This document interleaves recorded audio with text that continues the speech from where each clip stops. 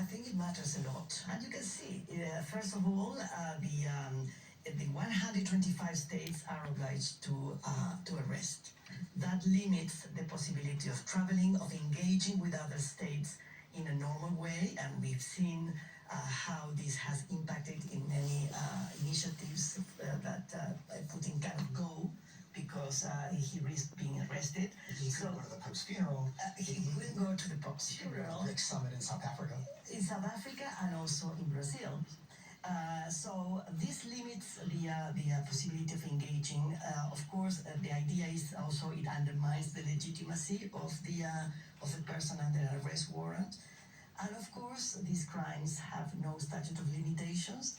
And sometimes it may take a long time, but never say never. We found that out with Milosevic, the former Serbian president. Exactly. Yes. Exactly. Thought he was president for life, and suddenly he was in The Hague. Exactly. So the fact that you cannot arrest today doesn't mean that you will not be able to arrest tomorrow. But it worries me that there's this, persistent Israel exception in the view of some governments. Well, we live in a real world.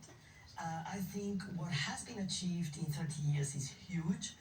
Justice is a component of international relations and conflict resolution, but it's not the only component.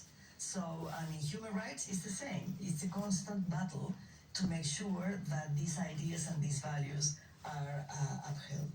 Okay, we are going to open it up to questions from the audience now.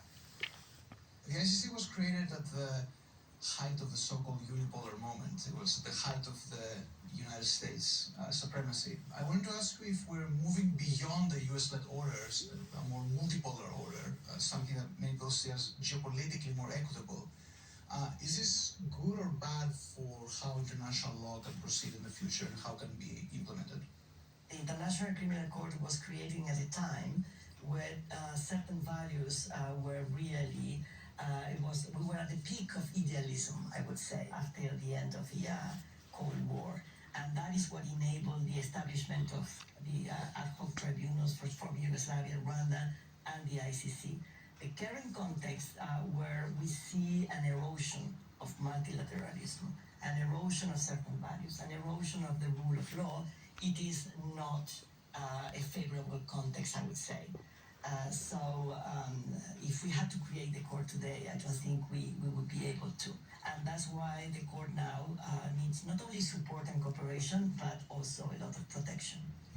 If I could add to that, I think it's important to recognize that the court was created despite the United States, not because of the United States. And the reason it was possible is because 60 small and medium-sized governments, including Argentina, banded together and together had the moral and political clout to stand up to the superpower. And that's what it's going to take today, because we have, with Trump in the White House, somebody who is indifferent to international